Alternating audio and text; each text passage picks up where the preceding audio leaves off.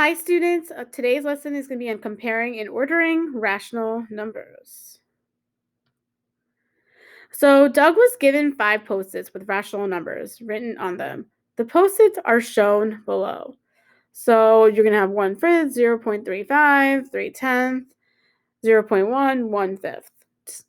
Doug wants to order his post-it notes from least to greatest. Describe 2 different strategies Doug could use to figure out what order they should go in.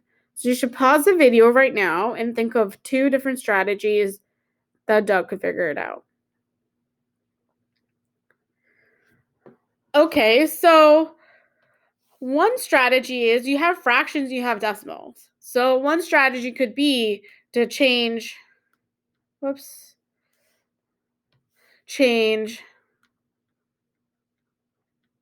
all numbers to fractions.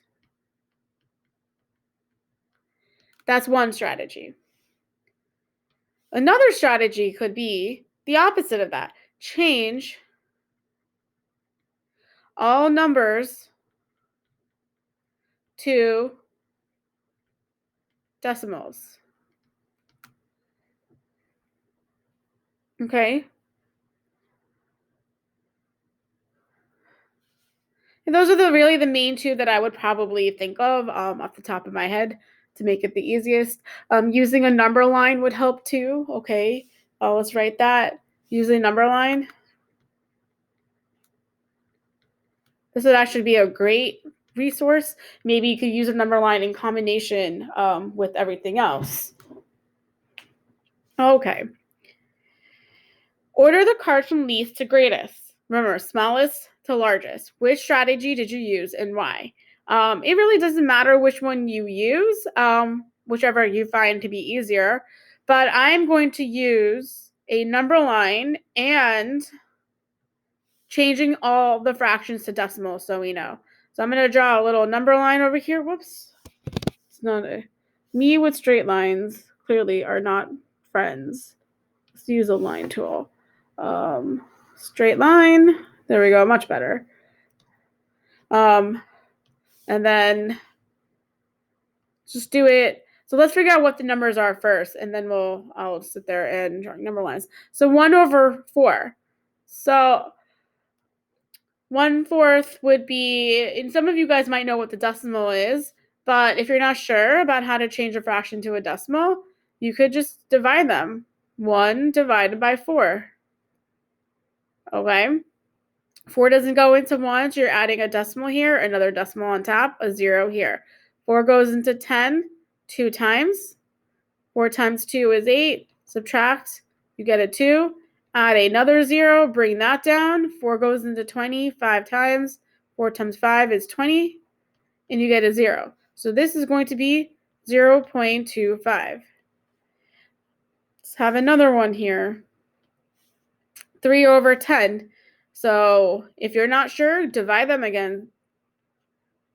So 3 divided by 10. Remember, the numerator goes under the divisor bar, okay? 10 doesn't go into 3, so you got to add a decimal and a 0. So 10 goes into 30 3 times. Oh, don't forget that decimal over there. 10 times 3 is 30, and you get 0. So this is going to be 0.3. And I'm going to add a 0 here just because I see the other 2 are 2 decimal places. And I think visually it's easier to understand. And just like the last one over here, this is already a decimal, but I'm going to add a 0 here to make this a 0.10. And the last one we have here is 1/5. So 1 divided by 5. 5 doesn't go into 1, so you add a decimal and a 0, a decimal on top. 5 goes into 10 2 times. 5 times 2 is 10. Subtract, you get 0. So this is going to give you 0.20. Probably is not the best use of 0.20. I don't even know if that's better. I just like to use different colors. You know me.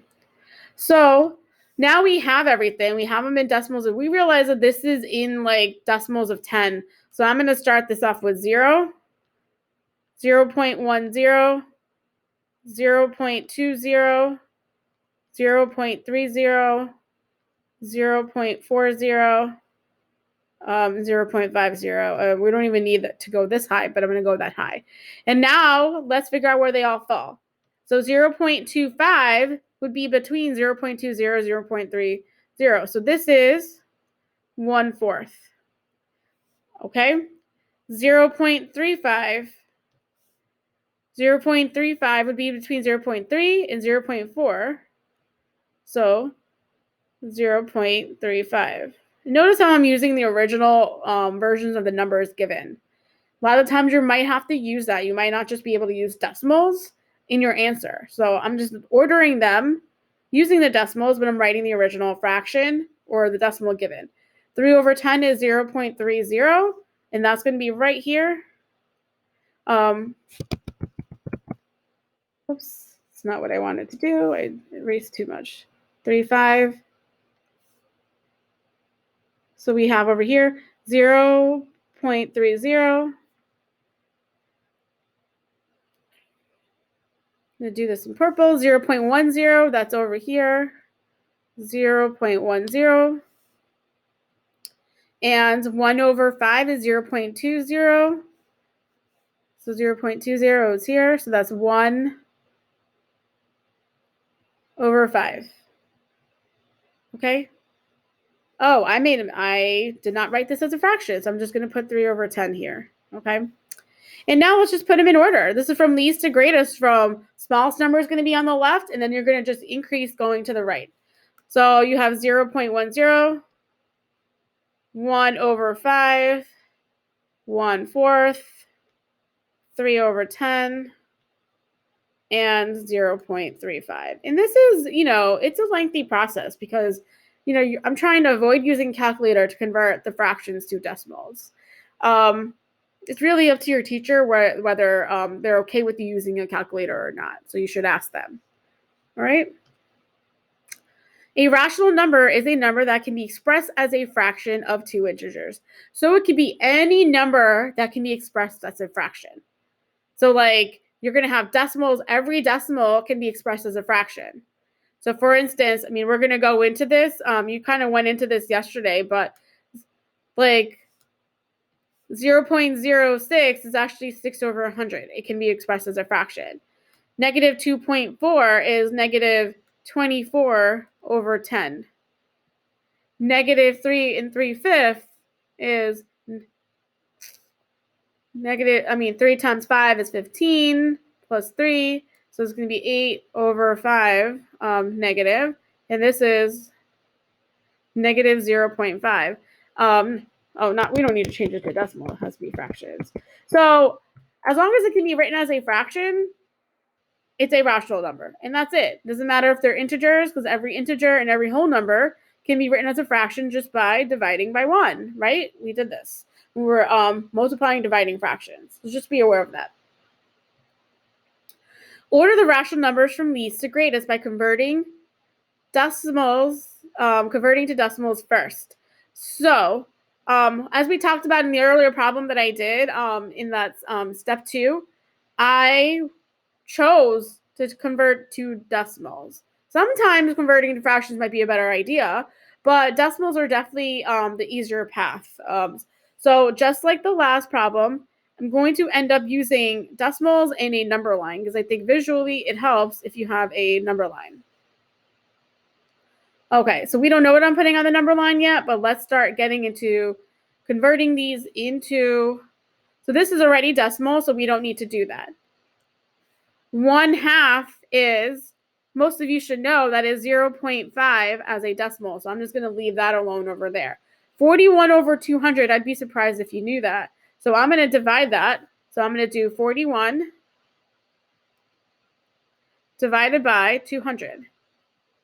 So 200 definitely doesn't go into 41. We're going to need to add a decimal and a 0. That means we got to add a decimal up there. 200 goes into 410 2 times because 200 times 2 is 400. Subtract and you get 10. 20 doesn't go into 10. No, so it doesn't. So we're going to add another 0 because this is still a remainder. Add that bring that 0 down. 200 doesn't go into hundreds. So you have to put a 0 into a placeholder. It goes in 0 times. So you have to make sure you put that over there. You have to add another 0, bring that down.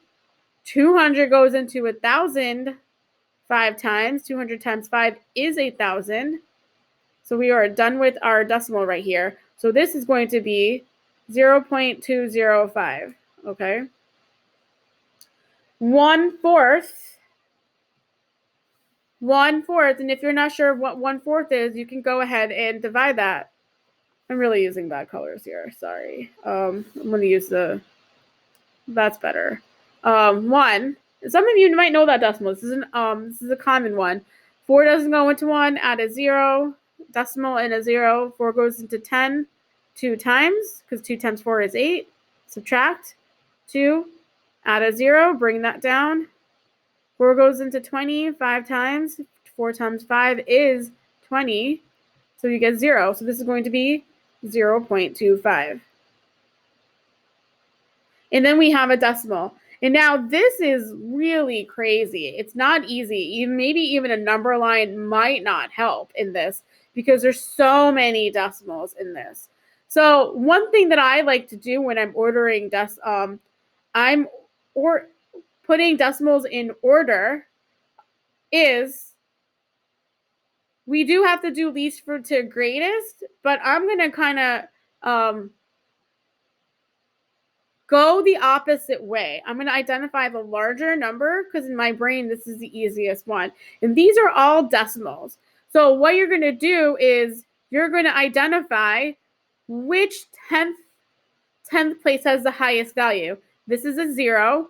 This is a 5. This is a 2. This is a 2. And this is a 2. So 0.5 has the highest 10th place. Remember, this is our 1/2, okay? So we've done this one. What's our next one? We have no 4 in the 10th place. We have no 3. We have 2s now. We have several 2s hanging around here. In the 10th place, we have one here, we have one here, and we have one here. You can't just randomly put them in whatever order. So you're going to have to go to the next number in the 100th place. So the number after 2 here is 0. So that doesn't really help. This is a 5. That's larger than 0. So this could be a possibility. And this is a 0. So in this case, this is 0 and 0. So they're not the next largest one. So I'm going to do 1/4, which is 0.25. I'm just going to write it over here. It might be a little easier to see if I write it there. I'm going to rewrite it, okay? 1/4, 0.25. So we did this one now. Now we still know. This one is like kind of out of the picture right now because it doesn't have a 2 in the 10th place. So we're down to 41 over 200 and 0.2005. And in this case, they both have zeros in the hundreds place. So we got to look at the thousands place.